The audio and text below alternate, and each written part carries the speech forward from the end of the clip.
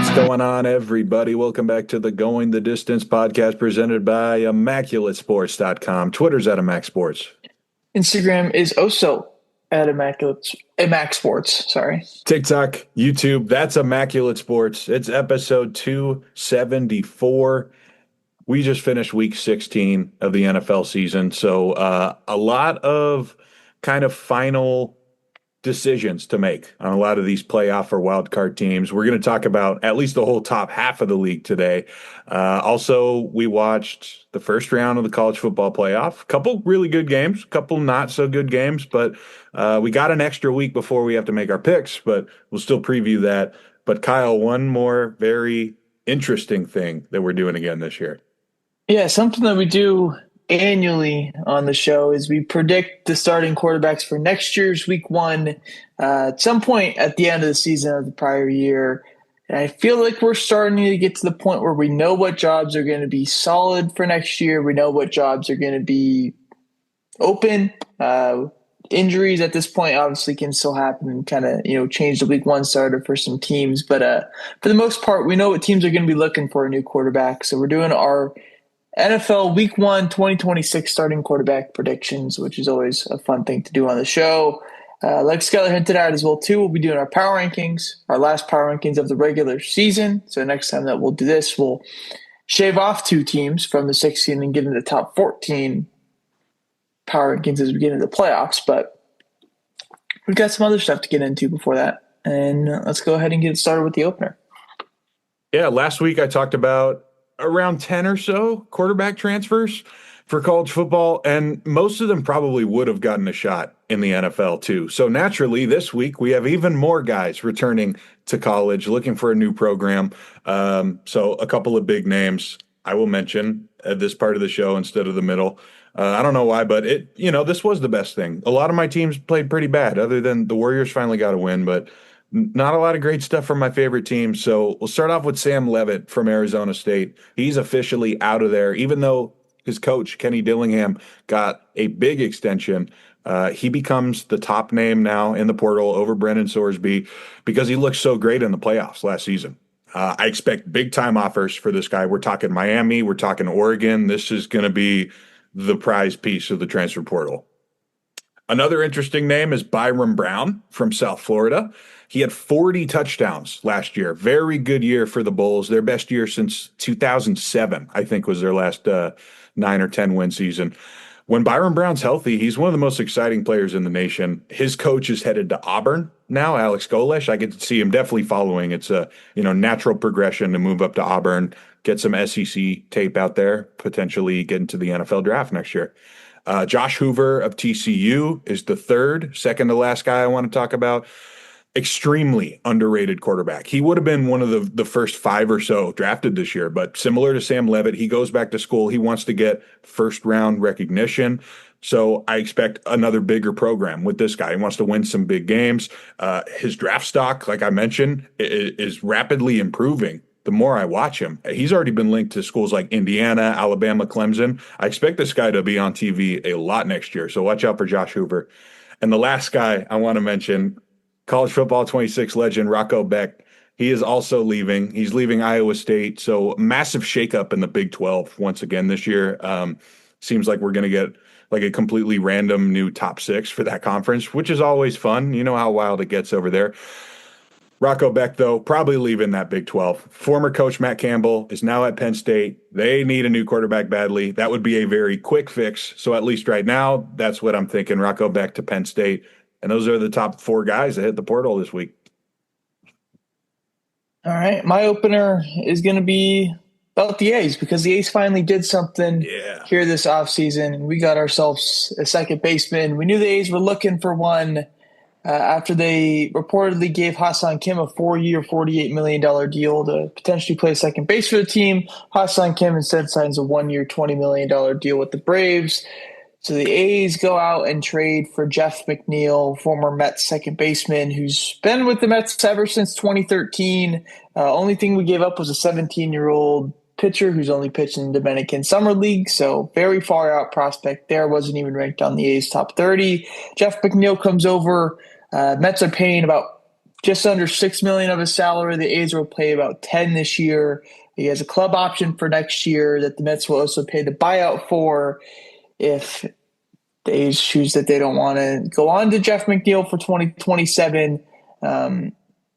But it's a pretty exciting pickup for A's fans. And I know if you're, a Mets fan or a Yankee fan, and you were to trade for Jeff McNeil, you'd be like, Jeff McNeil, really? Like, that's nothing crazy. But for the A's, that's saying something. This guy's a two-time All-Star, had a 5.5 WAR season in 2022, coming off a solid season at age 33 where he walked over 10% of the time and struck out less than 12% of the time. Very similar to Jacob Wilson in that strikeout way. A bit more walks. Plays good second base defense, 4 outs above average last year alone in 122 games, just at second base. Obviously, his versatility just last year alone played second base, center field, left field, right field, and first base for the Mets. Maybe could even factor into third base a bit for the A's as well, too, if they really want to. Above average hitter, above average defender, slots into the middle of the A's lineup right now. On FanGraphs, it has him slated as the 5th hitter in lineup versus a righty. I don't know if I agree with that. I think we might see some changes in the A's lineup to, maybe have McNeil hit second or even all the way down to like the 7th spot or something like that. But an exciting pickup, a very low risk pickup because it is only, 1 year at the minimum and 2 years kind of at the maximum unless something crazy happens and we extend him. We'll be 34 around the time of opening day. And but figures to be an exciting veteran that has playoff experience, not World Series experience because I don't think he was there in 2015 for that, but definitely played in the NLCS. Had his share of big games, and honestly, it'll be probably pretty quiet for him. Coming in and playing in Sacramento instead of being used to the Queens media and fans and all the stuff that goes with it, with playing professional sports in New York. He gets to go be on a fun ball team with the A's in 2026. And he even said in a quote today, I think it was, that he's excited to be an A, which is cool to hear. So shout out Jeff McNeil. Welcome to not Oakland, but welcome to the homeless A's. And hopefully, he gets to have some big moments for this team. I will say we have a pretty good track record with this kind of player. As long as the defense doesn't dip too bad at 34 years old. I know Martin Gallego said Zobrist. I was thinking Jed Lowry immediately. So see what happens. Yeah, Lowry's the guy I kind of went to for my brain. If he's a guy that has a 2 WAR season for us next year, I think we're completely okay with that. Although I also wouldn't be shocked if he just has a terrible season and we end up DFAing him by like July or something like that. That's just how these things go. But I wouldn't be shocked if he has a good season and plays a key part in the A's, returning to contention again in 2026. But moving on, we got Where's Your Head At? Starting off with the player, defensive player, and rookie of the week in the NFL. Skyler, who was your player of the week in week 16? I got to give an honorable mention to a bunch of guys. It was kind of a crazy week. Trevor Lawrence and Brock Purdy were slinging it all over the place, even Jalen Warren. But I don't care if they lost. I'm going with Stafford and Puka this week, co-winners. Matt Stafford goes for 457, 3 touchdowns, no picks, no sacks against Seattle's defense. Nakua caught 12 of those, over 200, 2 touchdowns. They went up in overtime thanks to one of them. Unfortunately, the defense blows it, combined with a crazy review I've never actually seen happen like this while watching a game. But I still think it's the most unstoppable duo of the week, so I picked them even though they lost. I thought about putting Puka here. I decided to go with Trevor Lawrence because he's on the greatest run of his NFL career so far against the Broncos in Denver, a team that's on an 11-game win streak, has not lost at home this year. He goes into Denver. It really blows them out. Wasn't really a game late into the fourth quarter. They win by 2 possessions, 34-20, and his stat line looks like 23 for 36, 279, 3 touchdowns, no interceptions, as well as 20 rushing yards on 6 attempts and a touchdown in there as well too. 4 games now, Trevor Lawrence has not turned over the football. 14 total touchdowns in that time. Jags are 4-0. Even before that, they're on a 6-game win streak now. They look to be legitimately one of the top teams in the AFC. We'll see where they're ranked in the power rankings for both of us, but Trevor Lawrence just balls out right now. And that's pretty impressive for even where he was a couple months ago. Everybody's like, maybe he's not the guy for Liam Cohen. They're winning games, but is it really going to be Trevor Lawrence long term? This past month, it's been known that it's going to be Trevor Lawrence long term. He's been balling out, and he is my player of the week. What about defensive player of the week? I'm going with the guy you watched this week, Derek Stingley Jr. His Texans almost blow one against the Raiders, but a pick six and a forced fumble keeps Houston alive for a potential home game in the playoffs still. Derek Stingley is a big reason why they were able to win that one against the Raiders, even though it was looking south. Also, Nico Collins made some big plays, but obviously not for defensive. So in a week of a lot of points being scored, I went with Derek Stingley. Yeah, Derek Stingley's the guy that I went with as well, too. There wasn't really a ton of crazy defensive plays that were game-changing. But when it comes down to it, Derek Stingley's early pick six, the first points in this game, for the points that the Texans needed to win this one. So I went with him as well, too, even if it was Geno giving him a gift interception. On to Rookie of the Week, and hopefully we know who that is as well, too. Yeah, Tyler Shuck killed the Jets, but it's not going to be him this week. It's going to be Ashton Genty. He's finally on the list for me. You may have had him once. I don't think I've had him this year yet. 24 for 128 and a touchdown. He also takes a pass 60 yards for a second touchdown. With no offensive line, Geno Smith at quarterback, and 3 years in the group of five, I can't believe he's translating this well against Houston. Can you believe it? I thought we were on page with it being With Jackson Shuck? Dart this week. Oh. His 33 passing yards, interception, and 7 rushing yards is really, really speaking out to me as they lost again here to the Vikings. But I did go with Ashton Genty as well, too. 24 carries, 128 rushing yards, rushing touchdown of 51 yards, receiving touchdown of 60 yards in there as well, too. His only catch of the day. Pretty ridiculous. Like you said, it's so funny. I know you mocked it. You didn't directly say it, but like the people curious if he's going to transfer is not like his talent from college level in the Mountain West to the NFL. It's blatantly obvious that it is. Ryan Clark, who said that he does not have the it factor about 10 to 12 weeks ago. Go watch some film, buddy. Like, you don't know what the fuck you're talking about, unfortunately. Even though you did play in the NFL, this is one of your worst takes I've ever seen. Ashton Genty's here. When he has an O-line or has, a sliver of daylight, he's going to make the most out of it. And you saw a glimpse of that this past week against the Texans, the best defense in the NFL. Ashton Genty really makes this one a game and scares not just Texans fans, but also scares Raider fans because we did not want to win that one.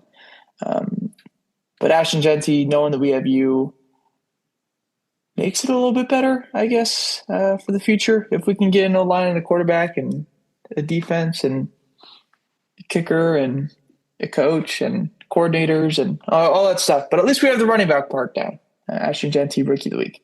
Oh, yeah. On to our top 16 power rankings. Like I said, our last power rankings of the regular season. We'll get started with any teams that are not on the top 16 that you want to shout out. Well, I was giving Kansas City a chance, but clearly that is over. They not only lose their starting quarterback, but also Gardner Minshew to an ACL. So it's done. I wanted to give them a chance, though. Also, Baltimore might not have Lamar now. I already didn't really trust them, so no way they're on this list. Yeah, I have Tampa just off my list. They were at 16 last time, so they might be 17 or 18 now. But 3 straight losses for them. All 3 of them being divisional games is crazy, and all 3 of them being different teams in the division is crazy. Losers of 6 out of 7, no pun intended there. Buccaneers off the list, easy, even though they've gotten healthier during that stretch. The Ravens, I didn't have on my list last time, but I definitely think worth a shout here as well, too. If there's no Lamar, even if it's, I don't even know who's going to start for the Packers on Saturday night. It might not be Jordan Love. It might not even be Malik Willis, Yeah, but he's hurt. I can't put any trust in the Ravens right now. So they are off the list as well, too, which brings us to number 16, which my guess is going to be the Indianapolis Colts. Yes. Yes. Yeah. 8-7, Indianapolis Colts. I do not like this team at all right now, but nobody else has stepped up that we've talked about, like Tampa and Baltimore. So they're going to stay at 16 for me. Rivers has been awesome. Last night was such a great game, at least for the first three quarters, but the defense is a disaster. They didn't have Sauce. They didn't have Mooney. They didn't have any of the other edge rushers that were hurt. So they were the only team with a winning record that I could put here.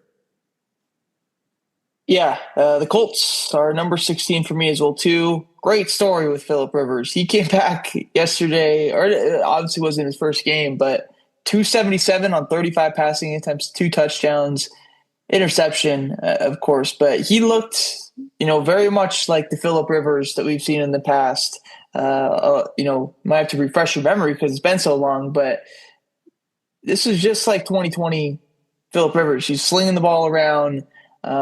He did have some underthrows that were kind of like, yeah, that makes sense. Like in some of the downfield shots to Michael Pittman, but he hit Alec Pierce deep a couple times, which was cool. But regardless, Colts are losers of 5 in a row. Vibes are completely different with this team. Playoff positioning is obviously completely different. Ever since they went on their losing streak, the Jags haven't lost, and the Texans, I don't know if they've lost either, No. but that's pretty crazy. Jonathan Taylor, people know it's coming as well too. It's tough, and their defense. I know the Niners have a great offense, but it did not look good yesterday for them. They could not stop a nosebleed unless there was a tipped interception. So Colts down 2 spots for me into the number 16 spot. Number 15. At number 15, it is my biggest dropper of the last 2 weeks. That's the Detroit Lions, also at 8-7. It's not the end of the world if you lose to Philly and Green Bay and even the Rams, but to get absolutely punked by the Steelers on Sunday, that's something else. 15 total rushing yards in this one. And the Steelers didn't even have their best player, TJ Watt. By the way, the Jets ran for 200 on the Steelers. Detroit is completely out of sync. If you look at the numbers, you'll see Jared Goff is still having a good season, but it's not winning enough games for them. And they're probably going to miss the playoffs because they can't run the ball. And they have Jahmyr Gibbs. Yeah, Detroit's number 15 for me as well, too. They moved down 4 spots. I said this like 5 weeks ago that every single test in the last 12 weeks now of the season for the Lions, they've lost. At Kansas City, loss. At Eagles, loss. Packers on Thursday morning, Thanksgiving, loss. At Rams, loss. The Steelers game didn't even feel like a test. I thought it was going to be one of those bounce back games and they just blow them out. Did not happen. There was a lot of panic from the Lions offense and Dan Campbell, which is evident in the 54 passing attempts that Jared Goff had. I know he was great, 364, 3 touchdowns, no interceptions. But when you have a run game like you do and you are scared to run the ball for some reason, you're just not going to win a lot of games. Aaron Rodgers against them as well too, so I won't penalize them for that. But they don't look like a playoff team, and I did not think I'd be saying about the Lions this year. They moved down 4 spots. They are, grasping for a playoff spot at this point, and really don't have a chance. So they're out in my eyes. They're dead, and they're number 15 for me. Number 14. At 14, I have a new team to the list. First time in a long time, the 8-7 Carolina Panthers. They can't beat the Saints for some reason, but they've looked great against everybody else. Bryce looked great against the Rams too, even, but they're definitely better than I thought they were. So it's time to put them back on the list. I don't know if they're beating Seattle, but week 18 rematch against Tampa Bay will be huge. That'll decide the South. And right now, I'm on the same page as you. There's no way I can pick Tampa Bay, even if they match up well against them. Yeah. Carolina's number 14 for me as well, too. They move up 1 spot. They were on my rankings last time. Like you said, they lose to the Saints, but beat the Buccaneers. I saw an interesting stat about the NFC South, and this is why I'm saying it now because they're the only team on the rankings from the NFC South. Um, but out of all the 8 position groups, so Bucks offense, Bucks defense, Carolina offense, Carolina defense, the 8 in the division, the best position group in terms of like EPA per play or something like that is the Saints defense. So maybe that's explaining why they had rough games against them. None of the defenses that they're playing in the rest of the division is that good. None of the offenses are that good either. But they were better than the Buccaneers, that's for sure, on Sunday, and that's what really matters in the grand scheme of things. Bryce Young, again, clutch, not a ton of yards, but 2 touchdowns, no picks. Tedero McMillan was good. The run game wasn't anything crazy, but it worked enough. And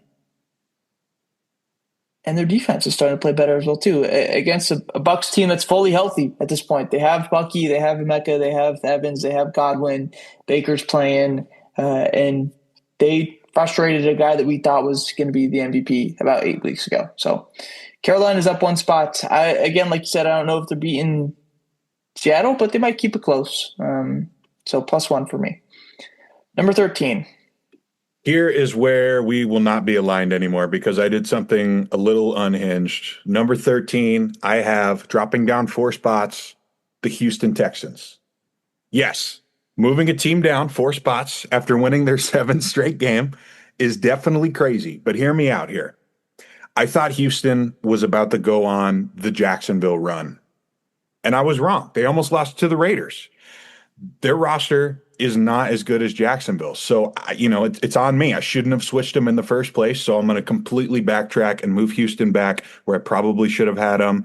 I don't even know if I'm going to pick them to beat the Chargers this week. And that's a game we'll talk about later, I'm sure too, but I'm a little bit worried about Houston. So I dropped them down even though they won. Number 13, the only unranked team from last week for me, is where I have the Pittsburgh Steelers. 103 in a row now, the Ravens, Dolphins, and Lions, and I think in all 3 of those games I picked the other team to win. So the Steelers are a bit of a surprising team for me here. But when you look at how much veteran leadership they have throughout their team on both sides of the ball, it doesn't really shock you that they're winning these games. Aaron Rodgers is as cool as can be. Jalen Warren's been there for a while. Kenneth Gainwell's been on some good football teams. DK Metcalf, when he's not punching fans for saying his name, he's been good. Adam Thielen is a veteran. Pat Freiermuth's been on these Steelers teams that have been to the playoffs before. MVS, I believe, is a Super Bowl champ with the Chiefs at some point. Same with Scotty Miller. Like, they have a whole bunch of guys throughout their offense, and I didn't even name any defensive guys that have played big football games. And I think that's the biggest reason on why they are winning right now is because none of this is new to any of their guys. They're not really playing any rookies. Roman Wilson, isn't a rookie, but he doesn't play. Caleb Johnson, we know for sure does not play. And they're just being able to weather the storm. Tough situations don't matter. Steelers are going to be fine, I think. The division looks really good for them at this point. They control their own destiny completely. Even if they lose to the Ravens, they'll be fine. I think they have to lose out, and the Ravens have to win out to make it happen where they're not in the playoffs. So Steelers are good, upswing team right now. They can kind of take it light these next 2 weeks. Number 12. All right, number 12 is where I have Pittsburgh. So I'm moving them up 2 spots. And basically the deciding factor was if I'm not sure how the math works, but if the 4-5 game was Houston going to Pittsburgh, I would definitely pick Pittsburgh. So that's why I flipped them. But man, what a win in Detroit. Aaron Rodgers has me believing in them for the first time this season, which is funny because he never had any of those inspirational post-game interviews when he was playing for the Jets. But nevertheless, Warren and Gainwell have been awesome, like a real lightning and thunder duo, even though they were kind of just third down backs before this season. Crazy play by Gainwell to get up on the sideline after catching that ball. And all they have to do is beat Cleveland now, and they're in. So very easy on the mind, too, not just the body for these veteran Steelers players.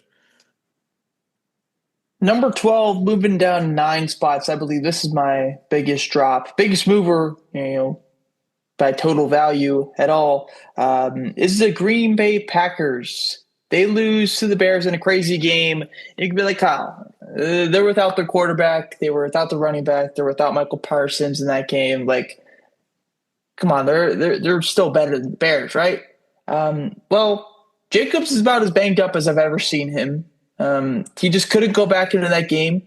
And it feels like it's been that way in a couple games at this point. It feels like he's missing practices every single week. Jordan Love got hurt. We don't really know the long-term situation there. I think it's just a concussion or whatever. But Malik Willis is hurt now too. Michael Parsons is not coming back this season. It feels like everybody's banged up on this roster, and it's just barely holding on. And will they make the playoffs? Probably. They'll probably still find a way in, but I just don't know if I can trust them if they're the 7 seed and have to go play. Who's the 2 seed right now? I don't even know. In Seattle or in SF? No, that wouldn't make sense. Philly. Because one of them would have to win. At Philly, at Chicago, even again, like I don't trust Green Bay to win those games right now, and that's why they move so far down. It just feels like the wheels are falling off with this roster. Losers of 2 in a row, 2 tough games, I know that, but I'm hitting them down hard here, down 9 spots. Number 11. I agree with you. I'm knocking down the Green Bay Packers 6 spots. They're at 11 for me, which is funny. We would have been so similar if I didn't drop Houston down. But yeah, I feel like the really special teams of this season are starting to separate themselves from just the wild card teams, the teams that are just there for show. And that's kind of what it feels like with Green Bay. 2 losses in a row. Even though Denver and Chicago are tough matchups, Packer players are dropping like flies. They aren't as dangerous if they don't have Parsons and Reed and Watson and all of their tight ends all on the field at the same time, not to mention the quarterback situation. So yeah, I'm definitely worried too. Number 11, moving up 2 spots, is where I have the Philadelphia Eagles. Back-to-back feel-good wins for them, and the offense feels like it's starting to go back to where it should be. Jalen Hurts, no turnovers in the last 2 games. Actually, no turnovers for him in the last 2 games. Saquon, couple of good games. A.J. Brown and Devonta Smith are getting involved. Dallas Goedert's back to being a big-time red zone target. And I know you could be like, well, dude, they played the Raiders and the Commanders. Like, they're not, like, that good right now. I'm like, yeah, no shit. But they're feel-good victories. They're at number 11 for a reason as well, too. I'm not saying that they're going into Buffalo this weekend and beating the Bills, which is why they're at number 11 and not number 6. But definitely feel a lot better about them right now than what I did 2 weeks ago after Jalen Hurts threw 4 interceptions against the Chargers. So Eagles up 2 spots and brings us to number 10. At number 10, I am not going to move the 11-4 49ers.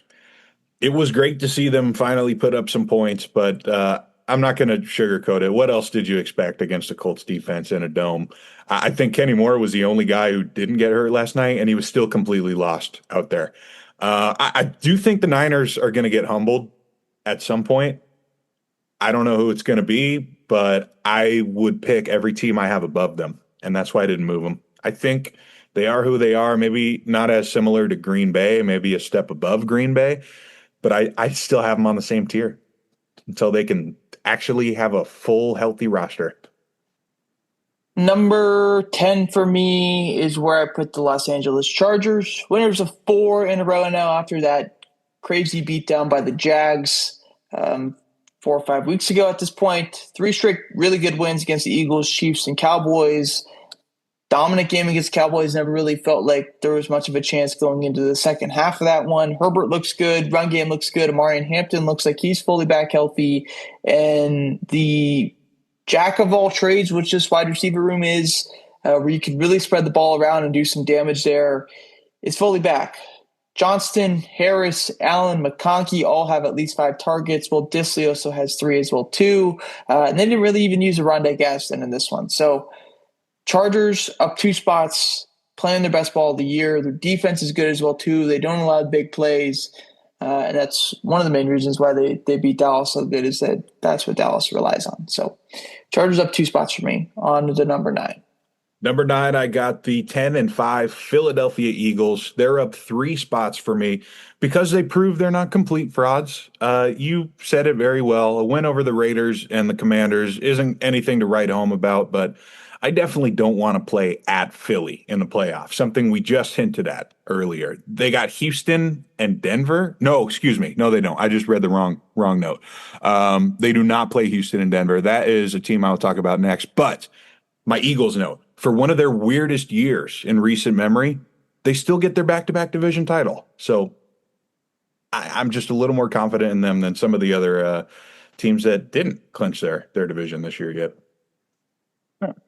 Number 9, the Chicago Bears. They move up 1 spot. And I know it's not a crazy jump, but I'm really starting to believe in the Bears because they have a ton of just safe, non-variable plays that allow you to win games. They force a lot of turnovers, which helps swings the pendulum your way. They don't turn over the ball on offense, and they have a very consistent run game. And when you have all three of those things, you legitimately can go on a run to go win the Super Bowl. And I think at this point, for all the point of the year, I was like, damn, the Bears, they're going to just get blown out by somebody good here soon, right? And, they stay in the game at Green Bay. They lose, of course. But since then, they've bounced back in a good way. And I think I'm bought into the point where I could understand a scenario where the Bears win the Super Bowl this year. And I don't think we've been able to even say that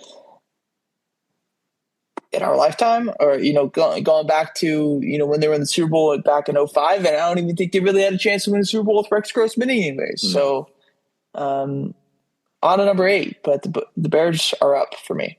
Yeah. Number 8, I got the Chargers. I'm going to move them up 3 spots. And this was the team that has a very tough schedule coming up ahead.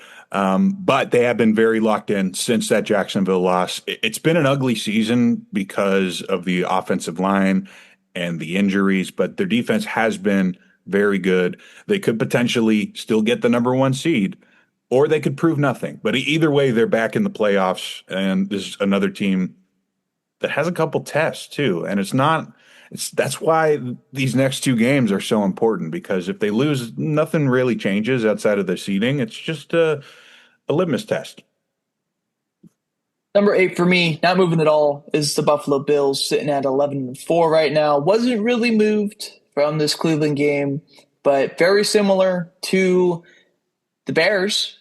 They have a very opportunistic defense and special teams that forces turnovers. They have a run game that's really hard to stop. And Josh Allen, even though he doesn't have a ton of guys to work with, he still makes plays, whether it's in the ground or through the air, and he is the reigning MVP. So they're 1 spot higher than than the Bears. And I think it'd be a fun game if they, face off right now or something like that. 2 very similar teams in my eyes. Number 7. At 7, I got the Bears up 1 spot for dismantling Shadur Sanders. And then that crazy overtime win as they get the Packers back, which is big for them. And, I told you last week when I added Caleb to the MVP watch, I thought that these guys were legit. They had it figured out. So we'll get to see how the defense looks against Kyle Shanahan. Then I think we'll know for sure if they're, Super Bowl contenders. But ever since they run all over Philly, I've definitely viewed the Bears as a top 10 team that's capable of winning big games. Number 7 for me, moving down 1 spot, is where I put the Houston Texans. And I'm just not as hard on them because of Woody Marks being out for this game and not having him when they've relied on him pretty heavily these past 5 weeks. Makes them a significantly worse team, I'd say. CJ Stroud still has those issues where it's like, man, that's such an easy throw to make and you just don't make it. But he has made some big throws down the stretch in all these games, which is one of the reasons why they're 7-0 in their last 7 games. And their defense is as hard-hitting as it can be in the NFL. Had no Azeez Al-Shaair, which probably played a big part in Ashton Genty having a big game. But I'm not penalizing the Texans too much. If you win your bad games, I'm not going to be too upset. So Houston only down 1 spot. Number 6. All right, number 6, I'm going with the Denver Broncos, -3 for me. Bo Nix has been awesome, but I thought there was no way they would lose at home to Jacksonville. It's going to be hard to make a serious Super Bowl run if they can't run the ball. but they did beat Green Bay 2 weeks ago, so they still hold that number one seed in the AFC. Week 18 against the Chargers is going to be massive. Let's see what happens. I just don't like to see Bo Nix throw the ball that many times in an important game. That's all. Yeah, Denver's dropping down one spot for me as well, too, into the number 6 spot. And like it was last year, even though it was a way different record, they are very reluctant to run the football. And I know RJ Harvey at this point in his career is really not prepared to be a 3-down back. He's really just 3rd down back at this point, but he has to be. And they, whether they just didn't prepare well enough for J.K. Dobbins' injury or they're just fucked, I don't know, but it does not look good right now when your quarterback has to drop back 47 times in the game and have it be as hard as it had to be in that one. The Jags, they played back coverage, just let you do everything in front. And I knew at some point you just weren't going to be able to get it done in the red zone. And that's what they did against them. Bo Nix, though, still playing good, but I just don't think this game plan is feasible if you're going against Houston. I know they already beat them, but that's when J.K. Dobbins was healthy. So that really doesn't affect me anymore. If this team goes into Houston and Bo Nix has to throw the ball 50 fucking times against them, you're not winning that game. So I know they're ahead of Houston right now just because of the head-to-head, and I feel like, I had a Notre Dame-Miami situation there. But I don't know if I see them beating if they're playing a game in Houston. But also they're probably playing in Denver now at this point too. Number 5. Number 5, I got my biggest riser of the last 2 weeks. That's Jacksonville. They're going up 8 spots. Definitely the highest that the Jags have ever been ranked on this show.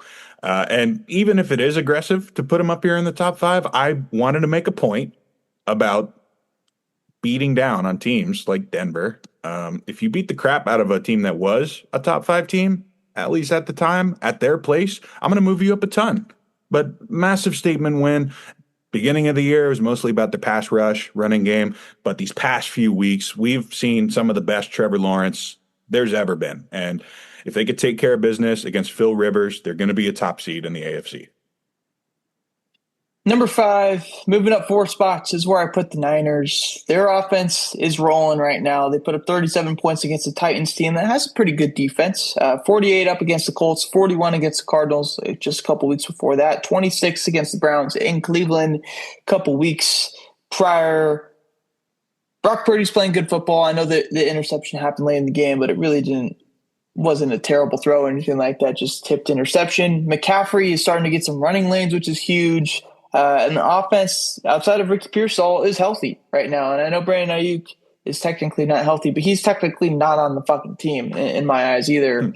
The defense is definitely banged up, but when you're putting up 48 points a game, it's not going to matter too often. In the grand scheme of things, do I think they're better than the Rams and the Seahawks? No.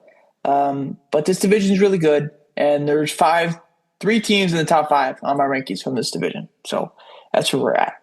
Moving on to the top 4, who do you have at number 4? At number 4, I'm going with the 11-4 Buffalo Bills. I got them up +2, mostly for the comeback win over the Patriots at Gillette because they didn't look great against the Browns, like you said. But at least they've learned how to win the ugly ones now. That was one of their only issues of the last 5 years with Josh Allen, the Josh Allen-led offense at least. And if they don't drop 2 wide open Josh Allen touchdowns, maybe things don't look as ugly as they do against Cleveland. So I'm not really worried about that game. I'm mostly ranking them because they beat the Patriots. Patriots are my number 4 team, so they're a bit of a distance ahead of Buffalo still for me. But regardless, Patriots go into Baltimore and they take down the Ravens, a defense that's been playing really good football for the last, 8 weeks at this point. And Drake May really had his way in this one. He threw a 3rd down and long pick. But besides that, 380 yards, 2 touchdowns. The run game was interesting without having Travion Henderson for the majority of this one. Ramondre Stevenson only had 8 carries, and maybe that scares me long term of not having both those backs. But I do think Travion Henderson will be back once it comes down to playoff time. And it seems like this receiving core, Diggs is probably their best, but outside of that, they're able to use all these guys in various different spots. They have a deep ball contested catch guy in Matt Collins. They have a speedster in Kyle Williams. They have two solid tight ends in Hunter Henry and Austin Hooper. They have a guy that they can really use anywhere with Keyshawn Booty, even though he didn't get used much. And Demario Douglas is in there for, these rack catches as well too. But very, very versatile offense. And their defense, they were missing Robert Spillane in this one. And I think that's the biggest reason on why Henry had such a big game. Usually they don't allow a ton of rushing yards. They've been one of the best rushing defenses all year. So I think the Patriots are fine long term. Just a hiccup against the Bills. A tough hiccup, but a hiccup just a couple weeks prior. Number 3. At number 3, I got New England. I dropped them one spot only, but I dropped them much further in my head after the loss to Buffalo.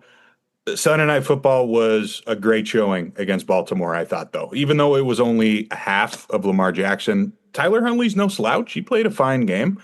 Zay Flowers was the one who dropped the ball, man, not Huntley. But I imagine they close out the year very, very strong against the Jets and the Dolphins. And I imagine Henderson and some of the defensive players would be back by then, so I'm not going to hurt them too bad for the loss against Buffalo. My top-ranked AFC team moving up 4 spots is the Jacksonville Jaguars. And what a time. Who would have thought this, just 4 or 5 weeks ago? But they are absolutely going off right now. Winners of 6 in a row. And ever since they brought in Jacoby Myers, this offense has just completely changed. We saw Jacoby Myers now get an extension with them as well, too, which is cool. But Trevor Lawrence has played like an MVP for the last 4 weeks, as I hinted at earlier. Their defense has always been really good at creating turnovers. They do that again against Denver. They forced an interception and a fumble from Bo Nix. And I think at this point, it's reasonable to say that they could be representing the AFC when we get to early February. And that's pretty crazy to say. The run game is still there as well, too. Travis Etienne, I know he didn't have a crazy ground game, but he's able to take on 20 carries a game. Bashal Tuin, if he has to get 20 carries a game as well, too, I don't think, and he was like, oh, Bashal Tuin sucks or anything like that. Like, he's a running back that you got to take seriously. So I like the Jags. In my opinion, right now, they are the best team in the AFC. Number 2. Number 2 plays in the NFC West, but you already knew that. I'm going with the Rams. -1 spot. I've had them at number 1 all year. What a tough loss to the new number 1. Rams defense was even playing great up until the end of that game, too. So I still have a lot of confidence in the Rams, only dropping them 1 spot, even if they do have to go on the road in the playoffs. This is another team, just like the Patriots, where they get to finish off the season against Atlanta and Arizona, 2 backup quarterbacks. That should be able to get them to figure things out, at least defensively. That's where the problems have been. And maybe it's just a fluke game and they'll get Seattle back. But for now, we got a new number 1. Yeah. Number 2 is where I have the Rams as well, too. They are behind the 8 ball now in playoff seedings because the Niners and the Seahawks are both ahead of them. If they win out and the Niners lose a game, they'll jump them. But the Seahawks will be very tough to jump now at this point, considering that they will have the tiebreaker. Game didn't go bad for the Rams on Thursday night. Matt Stafford threw 457 yards. They didn't have Devontae Adams. Puka had a crazy game. The run game was still there. Just Seattle was slightly better, and things went their way down the stretch. There was not even a turnover from the Rams offense. They did play better, but it did not work out in the grand scheme of things. You look at the stats, you'd be like, oh, wow, I have no clue how they lost this game. You would think that they won by 40, but if the run game wasn't as efficient, I don't know. But the Rams down 1 spot because they got beat. And the number 1 team is the team that beat them, which is the number 1 team this week, the 12-3 Seattle Seahawks. I'm moving them up 3 spots, so I'm not that far off, but I definitely wasn't up here like you were the past couple of weeks with Seattle. 38-37 win in overtime over the Rams. That makes them the team to beat right now. It's not the easiest schedule. They go to Carolina. We both said we're probably going to pick Seattle, but it's still not the easiest place to play this year. And of course, Santa Clara to finish out the season. But they hold their own destiny for that number one spot. Kenneth Walker just shredded the Rams. I think this is a team that's most dangerous when they're able to run the ball, but this is definitely nowhere near they should be right now, which is incredible. And, maybe not quite as important as the Jacoby Myers to Jacksonville trade, but I think Shaheed to Seattle has been excellent. They didn't have to give up much, and another return touchdown this week against the Rams. Yeah. Number one is Seattle for me as well, too. They move up one spot. I had LA and Seattle at number 1 and 2 last time that we did this as well, too. I think in that first game that they played, when the Rams beat them, that game went about as badly as it possibly could have gone for the Seahawks. Sam Darnold threw 4 picks. The offense couldn't run the ball, and still they lost by 2 points. So when you flip the script, Sam Darnold only throws 2 interceptions. You're able to get the run game. You have the return touchdowns. Things are going to flip. And I know it only resulted in a 1 point, turnover to the point where you win the game by 1. But if Seattle can run the football and they can continue to have the defense that they've had, I know 457 and 3 touchdowns of picks against Matt Stafford is just how this year's gone. But their defense is still very good. And if the offense can hold their weight as well, too, this team is very tough to beat in the grand scheme of things. They have a ton of explosive plays. And now if they get them out of the return game as well, too, like they've gotten in the past few weeks, like those 7 points can completely swing a game. So the Seahawks are number 1 for me. It doesn't feel like they are, that juggernaut number 1 team that's unbeatable. Definitely can be beatable, but I don't think there really is that juggernaut number 1 team this year. It's just impossible with how much parity we have in the NFL at the top 7 or 8 teams. All right, on to the fun stuff. And maybe kind of boring as well, too, for parts of this. NFL Week 1 QB predictions for 2026. We'll start off going by the divisions in the AFC and then move on to the NFC. Starting off with the AFC East. We don't have to go over the Bills and Patriots. Those are easy, Josh Allen and Drake May. But the 2 ones that we have circled here are the Jets and the Dolphins. We'll start it off with the Dolphins to save your team for the next one. Who is playing quarterback for the Dolphins next year? So I believe everything they've said about Tua so far in the news. I think Tua's out of there. It's just it hasn't worked, unfortunately. And he can put up some numbers this year. It just didn't happen. He threw way too many picks. So I think Tua is completely out of the equation. I built this simulation as if McDaniel was still here. So I have their starting quarterback. I think they're going to give Quinn Ewers a chance. If Zach Wilson was going to stay there, they would have played him. So I have Quinn Ewers / the veteran that they signed to start Week 1, Marcus Mariota. I think they need a bridge year. They're not going to trade for a guy. The guy I have the Dolphins bringing in, if Mike McDaniel stays, he's going to have to win pretty immediately in my eyes. I don't think there's going to be enough time for a bridge year with Marcus Mariota at the quarterback position. So I think the Dolphins and Mike McDaniel specifically wants a quarterback that can run. We saw him bring in Tyler Huntley a couple years ago, or maybe even last year it was, and try to do stuff with him. We know Tua can't run with his head and just being slow, but I think if they bring in Kyler, who's the guy that I have predicted here, I think it can make sense for them. They have receivers that they need to get the ball to out wide. If they have a run game with the quarterback in the fold, I think it could be a more fun offense for Mike McDaniel to scheme up as well too. The arm talent isn't 100% different than Tua. I don't think Kyler's got the strongest arm in the world. And so I don't think you need to completely change up your scheme with him. You can keep things kind of similar and just add in a couple extra folds with the run. And I think Kyler makes a lot of sense. So Kyler Murray, quarterback for the Dolphins in 2026. And what about the Jets? Yeah, the Jets quarterbacks, so yesterday we go through the list of all-time passing leaders, and it's just like the most disgusting list you've ever seen. And just even more reason to completely get rid of the entire quarterback room. Tyrod's already a free agent. He's probably, he's done his time. He's helped us. I think Justin Fields should probably get cut this year too. He just wasn't good enough. So I think they are veteran and young guy. I think Malik Willis would be a perfect spot for a bridge. But I also have Ty Simpson. That's where I'm headed here. I think they would be, as of right now in the draft, they would be the third in the pecking order for quarterback. So I have Ty Simpson, but Malik Willis would be the starter. I tried to do starter and backup if it fell that way, and the Jets fall that way because they need all new quarterbacks. Yeah, the Jets quarterback that I have, main one is Ty Simpson.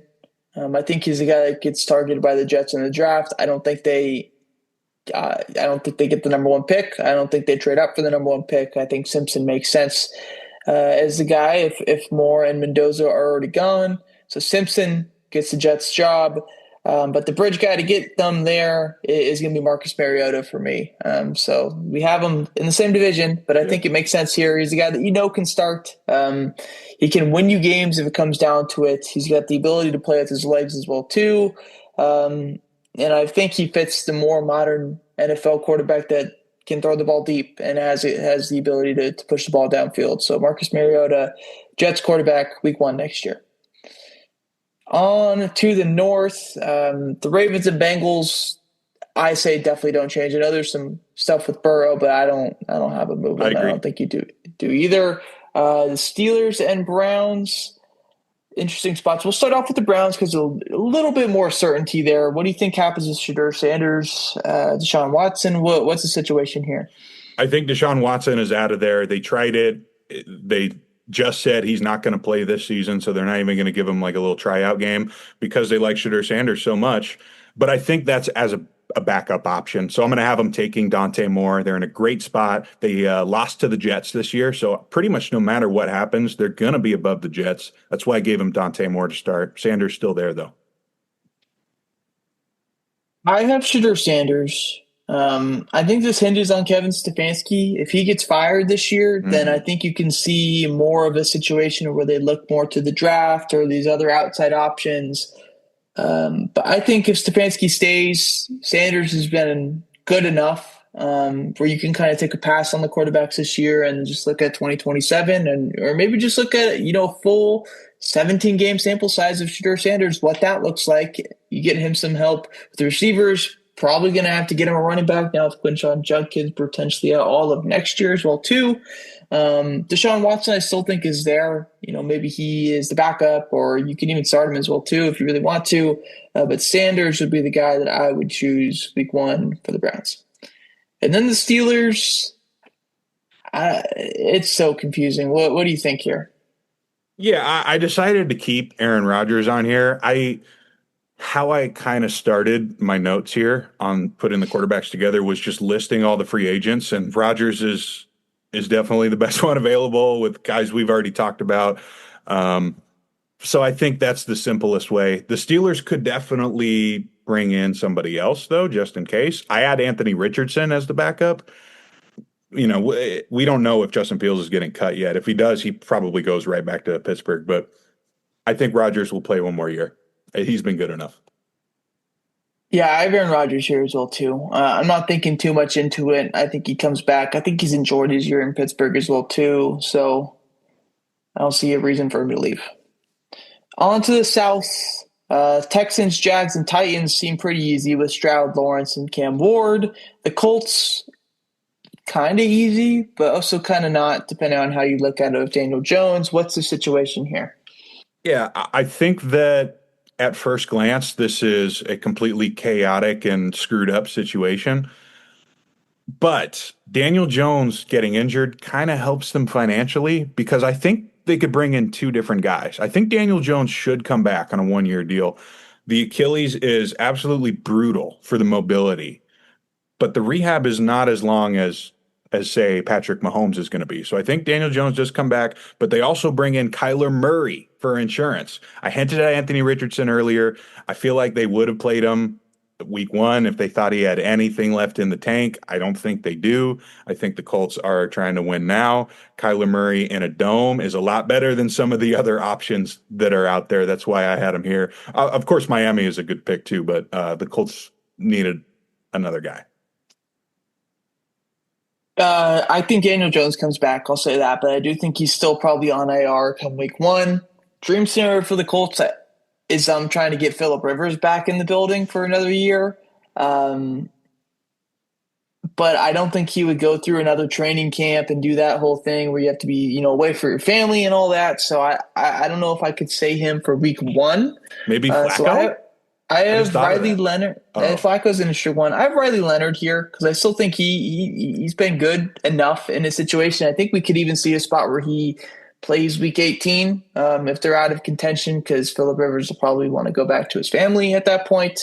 Um, but if it goes, Riley Leonard a couple bad weeks and Daniel Jones is still hurt, Uncle Phil or Grandpa Phil lace him back up and get back in there for week three if you're 0-2. I could see that again, just because he's shown that he can play still, and he's shown that the fire that seems like he likes it still. So Riley Leonard's my week one guy, but Daniel Jones and Phillip Rivers are still options.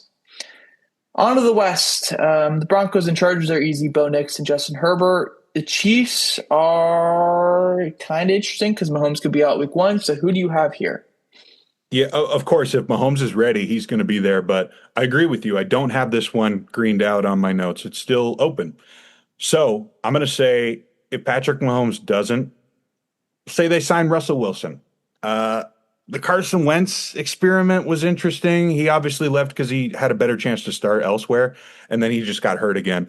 Minshew wrecked his knee, so he's on the same timeline as Mahomes now. Ludicone, he's a pure runner. If we're talking CFB archetypes here, so Russell Wilson would be the next best free agent here. I don't think it would be Tyrod. He hasn't thrown the ball enough the places he's gone. I don't think it would be Jimmy G. He hasn't thrown the ball since he was in Vegas.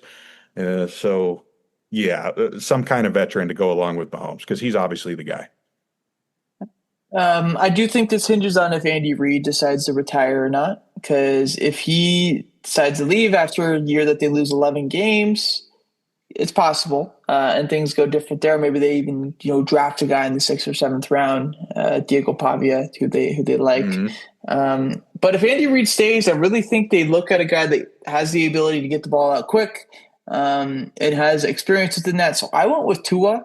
Especially if he's out of Miami, of course, has gotten his payday and he can just kind of sign a veteran minimum with the team. I think the Chiefs are an interesting spot, especially early in the year starting games. If he has to start a game in January, I don't think they're looking for that. But for 70-degree weather games in Kansas City, I think they're okay with that. I think Tua is one of the better options that you could have and win you some games early.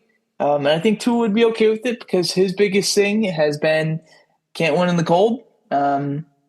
He probably won't have to play in the cold, but might as well, train in it, embrace in it, and realize that this is something that you have to go through in your career if you want to actually play football again and be a starter for a team.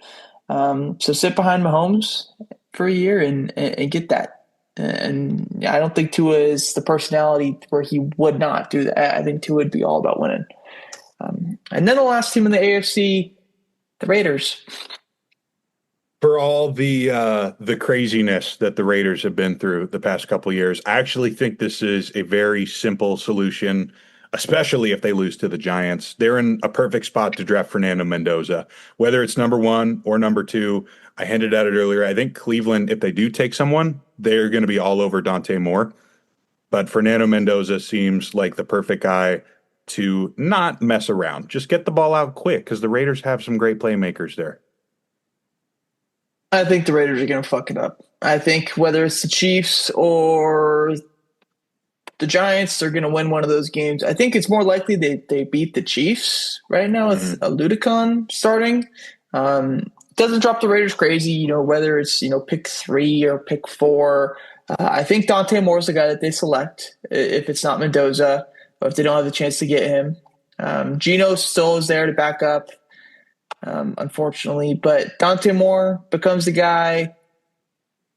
Is he the main guy I want? No, I prefer Mendoza, but Moore is a solid backup, or not, backup, but a solid secondary choice here. Obviously showed, this past game against JMU.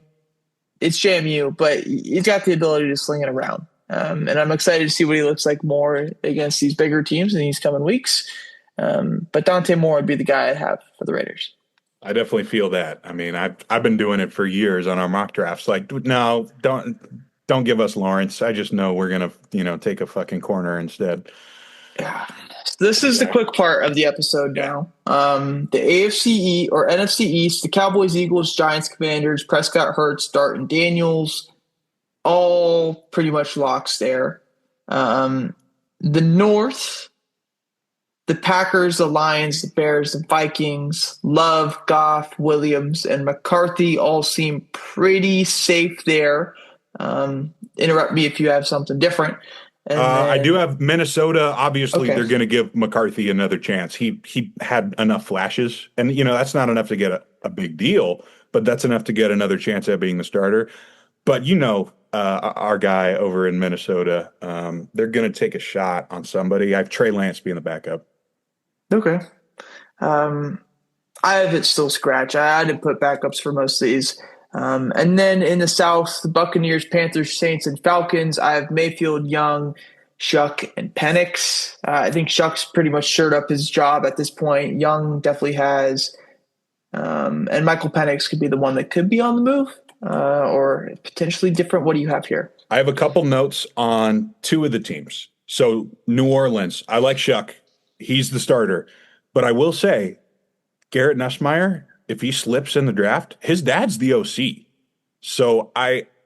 And they clearly don't love Spencer Rattler, or else he would have started the whole year. So I definitely think the backup is open. And I know backup's not the point of this, but teams that are questionable, for me to understand it, I wanted to see what kind of level of backup they would have. And I think we're talking about another young guy in New Orleans. The Falcons, though, here's where I have Tua.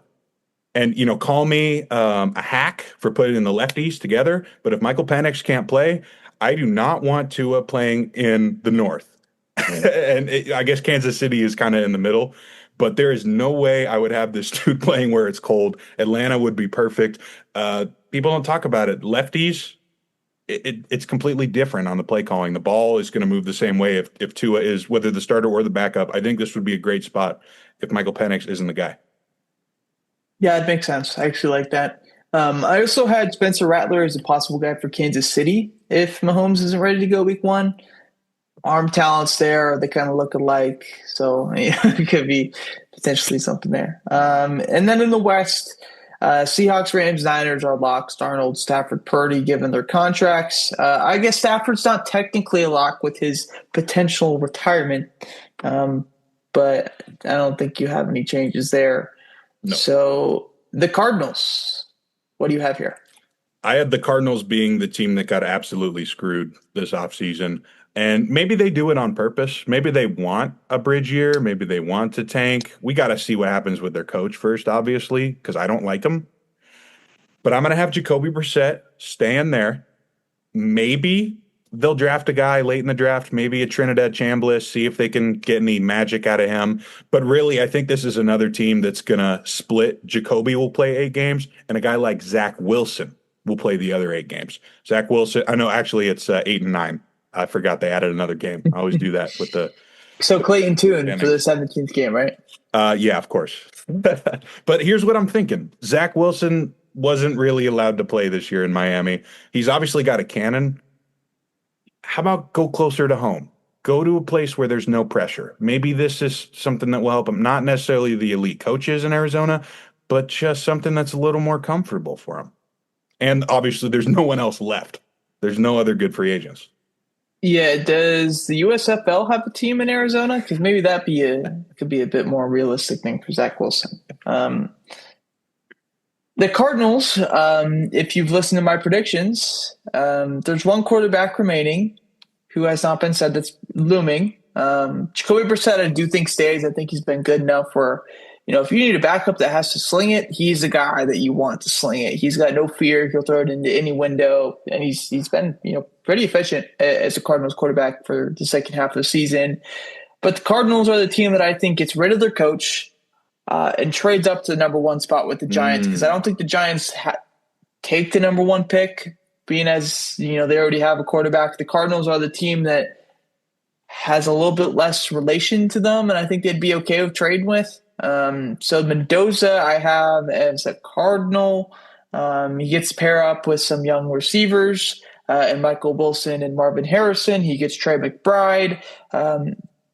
Honestly, a pretty ready to go offense. If you had some offensive line that just took Paris Johnson Jr., whether it was last year or the year before that, offense is pretty ready to go. If you had a running back in the second or third round, which I think is easy to do, or even keep Trey Benson, and I know James Conner's technically still there, but I think we could be seeing retirement for him. Mendoza, I think, would make a lot of sense as a Cardinal. Maybe it's just because it's the red and he's already worn red, and that's why I see it. But I would hate it because I want him, of course, but I think it makes sense if it came down that way. Fernando Mendoza putting on the Cardinals uniform next year. They could definitely be the most aggressive team, for sure. Yeah. So we'll see how many we get right. We'll see how many we get wrong. But that does it for this. Moving on to, do you have anything for the college football playoff? I know, like you said, not until next Wednesday, so we can do it next week. But any initial thoughts? Or I was just going to say, hey, we got our 4 games. Miami defense looked amazing against Texas A&M. They're playing Ohio State, so that's the only way they can beat them is to shut them down. 5-4, Oregon, Texas Tech. Oregon is a pick 'em right now. Like we were talking about, Oregon pretty good outside the Big Ten matchup-wise. Rose Bowl, Indiana, and Alabama. That game is going to be awesome. We're going to learn a lot about Fernando Mendoza that game, I think. And then the Sugar Bowl, everyone predicted Georgia, Ole Miss should be high scoring. Ole Miss probably runs out of juice, but no official pick here. Georgia favored by a touchdown. That's all. We'll make our picks next week. Yeah, I'm not ready to commit to anything yet. Yeah. MLB moves, we had a bunch of them. Starting off December 17th, we had a couple reliever deals. Luke Weaver goes to the Mets on a 2-year contract. Brad Keller goes to the Phillies on a 2-year contract. He was pretty damn good for them last year. Shane McClanahan agrees to a 1-year deal to avoid arbitration. That's a name to say, hey, yeah, that guy's still alive. John Quincy Noel, Big Christmas, got DFA'd by the Cleveland Guardians. Drew Romo, who was a guy who got DFA'd by the Rockies and then DFA'd by the Orioles, gets claimed by the Mets, still only 24 years old, former top prospect there. December 18th, we had Sean Armstrong, 1-year deal. Tyler Austin, 1-year deal. No, we'll skip that. Actually, no, Michael King, 3-year deal that day.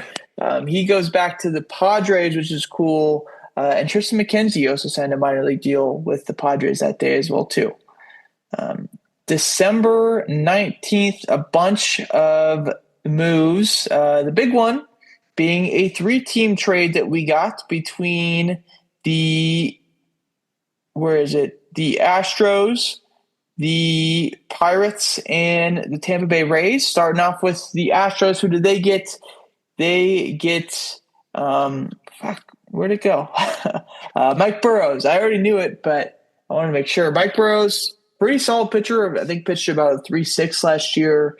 Some interesting traits, only 26 years old. Houston doesn't give up a ton, so they get the starter back. Pittsburgh gets probably the biggest haul of major league talent right now. Jake Mangum, I don't think is going to be much, but he goes to Pittsburgh. Mason Montgomery, only 26 years old, hard-throwing left-handed reliever, goes to Pittsburgh. And then Brandon Lau, the big guy, the package goes to the Pirates as well, too. 31 years old, power-hitting second baseman, 30 homer potential power. He could be an interesting bat over there in that lineup. And then the Tampa Bay Rays, they got a ton of prospects back. Starting off with 2 guys that were just drafted by the Orioles, Slater DeBron and Caden Bodine. We saw Bodine in the College World Series with Coastal Carolina, the best framer in the draft. Slater DeBron, only 19 years old, fun young outfielder. Michael Forret is another guy that they got back. He is a fun pitching prospect that I've seen some fun stuff about him. So he could be a potential guy in Tampa Bay that, becomes very Tampa Bay. Austin Overn and Anderson Brito, I don't know too much about, but they got them back in that deal as well, too. Other stuff that happened that day, Warren Bernabel, fun name, signs with the Washington Nationals. Sung Bun Sung, fun name there. It's 3-year contract with the San Diego Padres coming over from Korea. We know the Padres have been a team that likes signing guys from Korea in the past. Kansas City and Philly also made a trade this day. It's Jonathan Bolin for Matt Strom. Matt Strom is the bigger name here. Former Royal, actually, with this when he was a starter, been really good in the Phillies bullpen the last 3 years. So he goes to Kansas City and pitches in a leverage spot there. Jonathan Boylan's actually pretty solid as well too. Pitched about like a 3.5 last year, I think. He could be solid for Philly in the middle end of their bullpen. And then we also saw. Oh, I messed it up. The trade. There's 2 trades. Tampa Bay got a bunch of stuff back because they also traded away Shane Baz to Baltimore. I forgot about that one. I just saw a whole bunch of stuff there. But Shane Baz goes to Baltimore from Tampa Bay and is a potential starter for that. Or not potential. He probably will be a starter. Sorry if I butchered that trade. There's just a whole bunch of people on my list here. And the navigation is a little interesting. 20th biggest move that we saw here, Justin Henry Malloy got DFA'd. He's a potential add for some teams. On the 21st, we got another trade. It was Wilson Contreras going to the Boston Red Sox for Hunter Dobbins, Blake Ayeda, and Yoker Fajardo. That's a fun name. Maybe it's Yoiker. But Hunter Dobbins, the big piece back to the Cardinals, probably like a 6th starter. Wilson Contreras, bit of a contract on him, goes play first base in Boston, which is cool. The other moves on that day, Paul Blackburn goes back to the Yankees, Vamil Machine goes to the Rockies, and Munetaka Murakami goes to the Chicago White Sox on a 2-year deal. I talked about this with you guys in our group chat, but this is a bad deal for Chicago, no matter how you look at it in my eyes. Because Murakami, 2 for 34. If he does great, he's hitting the open market in 2 years. He will not be yours. If he does bad, you're sitting on this contract for 2 years and you wasted $34 million. I think it's a good, trial if you had the ability to sign him back. But we all know if Murakami turns into something, he's not going back to the White Sox. And if he's mid, he's mid. It probably works out the best that way. But I don't think Munetaka is going to be a White Sox forever. I do think it got to the point that his narrative got so bad that it turned out worse for him than what it should have been.